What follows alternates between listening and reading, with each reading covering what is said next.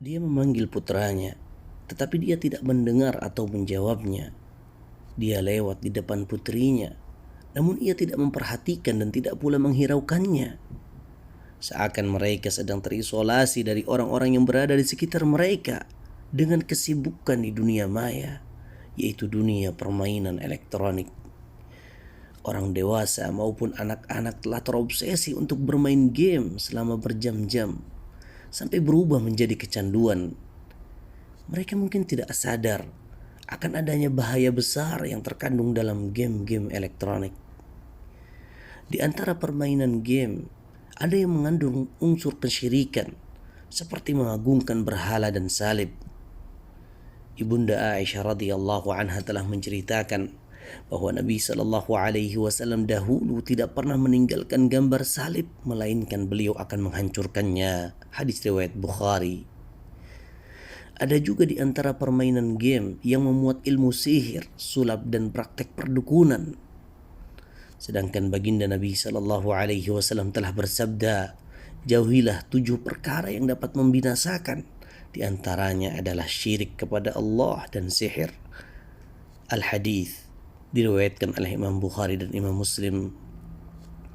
Dan ada juga di antara permainan game yang mempertontonkan sosok seorang yang telanjang dan adegan-adegan yang tidak pantas sehingga dapat mengikis rasa malu serta mengajak kepada perbuatan keji. Padahal Allah Azza wa Jalla telah berfirman di dalam Al-Quran, قل للمؤمنين يغضوا من أبصارهم ويحفظوا فروجهم ذلك أزكى لهم إن الله خبير بما يصنعون. katakanlah wahai Nabi Muhammad kepada orang-orang yang beriman, hendaknya mereka menjaga pandangannya dan memelihara kemaluannya. Yang demikian itu lebih suci bagi mereka. Sungguh Allah Maha mengetahui apa yang mereka perbuat. Quran Surat An-Nur ayat 30.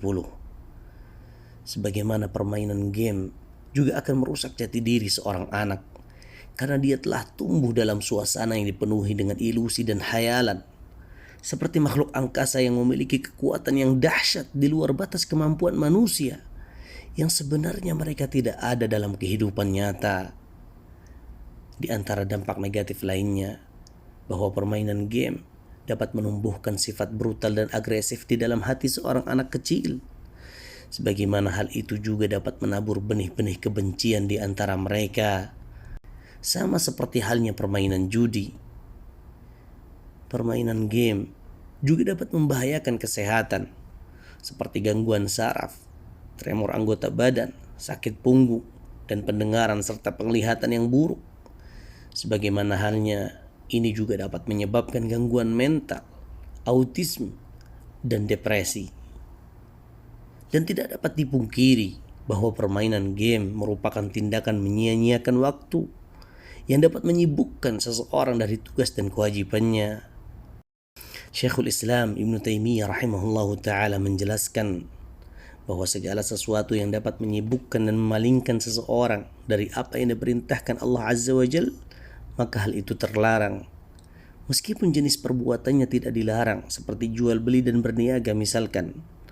Adapun yang biasa dilakukan oleh para pemalas dari aneka ragam hiburan dan segala bentuk permainan yang tidak berfungsi sebagai sarana terciptanya syariat Islam, maka semuanya adalah haram.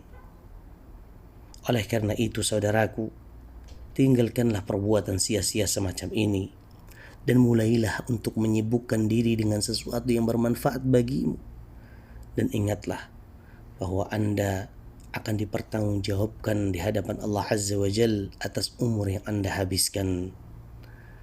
Nabi Shallallahu Alaihi Wasallam pernah bersabda, kedua telapak kaki seorang hamba tidak akan bergeser pada hari kiamat sampai ia ditanya tentang umurnya, untuk apa dia habiskan, tentang ilmunya, untuk apa dia amalkan, tentang hartanya, dari mana dia peroleh dan kemana dia infakkan, dan tentang tubuhnya, untuk apa dia gunakan. Hadis riwayat Tirmidzi dan Darimi dan disahihkan oleh Syekh Al-Albani rahimahullah.